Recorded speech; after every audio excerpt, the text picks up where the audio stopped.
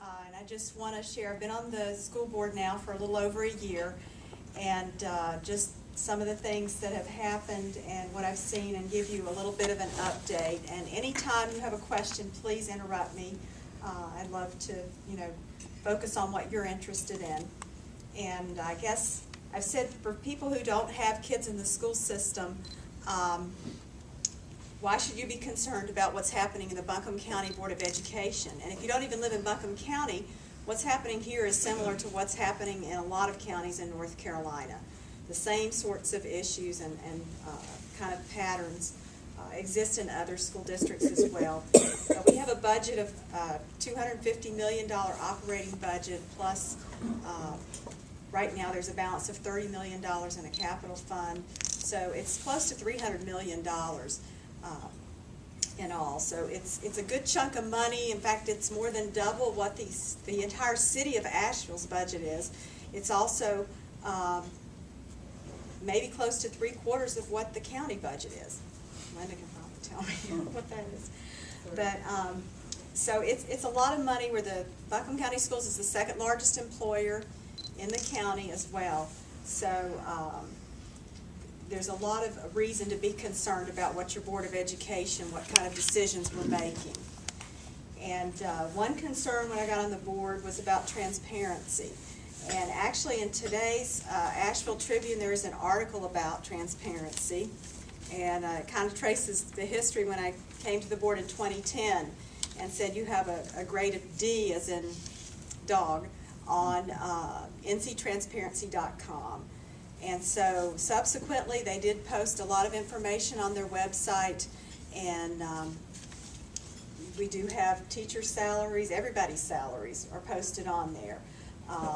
I also pushed for transparency in the budget, and this was a really, really long, hard battle.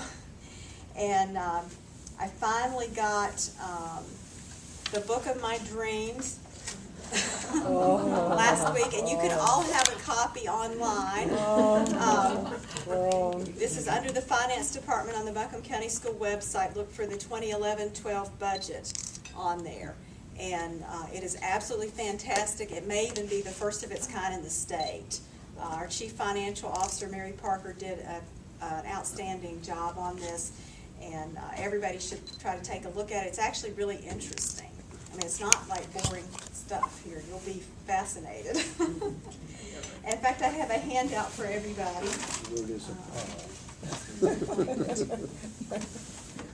This is an overview of the budget. I've only got about 20 copies. Okay. It's two-sided, so it's, and we can look at this a little bit. But going back to what's been happening over this past year, we have, let's see, I've looked at parent input, has been very important to me, parent involvement in the schools. And what's happened, the first thing that happened was that parents can now apply to be on advisory councils. Before, at each school has an advisory council. Principals were handpicking those parents. Now they can anybody can fill out an application to be on those councils. Recently it came up that some of the school improvement teams, and these are groups of parents and teachers and administrators who come up with a school improvement plan. So how can we improve academic achievement at our school? And they set targets based on baseline test scores and that sort of thing.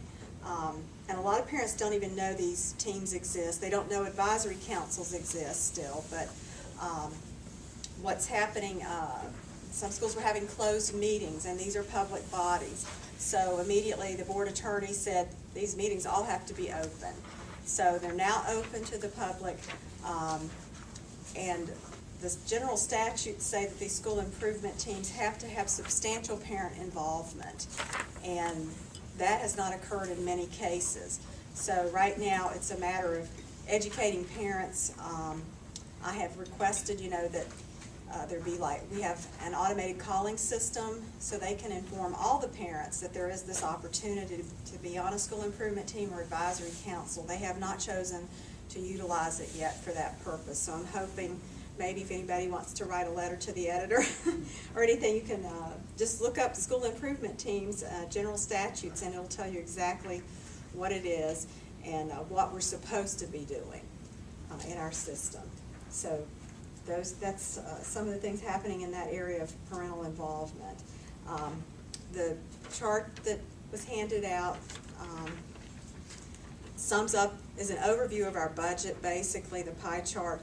The standalone classroom, we're spending 48% of our operating budget on basically teachers, instructional materials, that sort of thing. This does not include administrators or principals. This is basically, as our financial officer described last Thursday at our board meeting, the one-room classroom, what would exist, and those sorts of things. Not transportation is 4% on the other side of the budget. The school lunches are under healthy, active, and culturally aware. Instructional leadership does include the principals and other central office personnel. But if you do go online, you can actually look up each category and see what it falls under it. So it's eye-opening. I'm still going through my book and trying to see where there might be ways we could save money in the future. That's the unfortunate part, is that our budget process is still not transparent. It does not involve stakeholder input into how we prioritize this and develop the budget. Teachers don't have any input, parents don't have input, principals don't have input, community members don't. What's happening in other places, best practices are that you have public hearings. You're not required to, but it's a good idea, to let the public have a say in maybe some ideas in how to save money. Also having on your website a form, and I've shown some samples of that to some of our administrators as well, where anonymously you can come in and say, I'm a student, and leave your comment, or I'm a parent, or a community member, a faculty, whatever. So I'm hoping we can move in that direction of getting more stakeholder input into the budget. Today there was a press conference at the central office about the graduation initiative. It was interesting, and this came about because Buncombe County Schools, the dropout rate has declined and more people are graduating. We still have a big chunk of kids, nearly 30%, who are not graduating in North Carolina, which is very unfortunate. While this is, there are many success stories with the graduation initiative, and we heard some of those at the press conference today. There was supposed to be a question and answer period, which probably we ran out of time and didn't happen. But some of the questions I would have asked would be about are we seeing a decline in the number of students going to AB Tech, for example, or other community colleges, and the types of remediation classes that they are taking? Because there has been some news out there. I know the John Locke Foundation had an article about how many kids are having to take remediation classes once they leave high school. And it's a huge number. In fact, I wrote it down somewhere.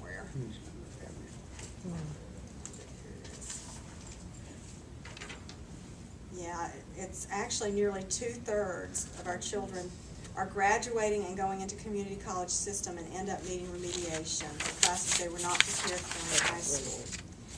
And basically this robs our students of opportunities and costs the taxpayers twice. So it's a complex problem, and it's more than just a numbers game to see how many people we can graduate, but also to make sure they are prepared when they graduate. And some of the things, just anecdotally, that I've heard, and I don't know if this is occurring across the board, but I had a teacher tell me from one of the high schools locally that what would happen is she had some students failing in her class, and she said what's going to happen is the principal will call me into his office, and will ask me, well, you know, what socioeconomic status are these children in? Or what ethnic group are they in, and can we do something to adjust these grades, basically? Which I found appalling, and I called the Department of Public Instruction, and I said, you know, is this even legal? And the person I spoke with said, yes, the principal has a lot of authority, and they can do that. And, you know, absences can be waived. I've heard stories of kids with 50 absences or more, and that those could possibly be waived. And they may have good reasons, you know, but these are unexcused absences. So, to me, there's a lot of parental responsibility that maybe is not happening. One of the graduation initiative workers, there's about 5 people that work on that project, and a lot of it's funded by grants. Has actually gone and picked kids up at their house and taken them to school because they didn't have a ride. And, to me, that's the parent's responsibility, and you know, there's a breakdown in our culture.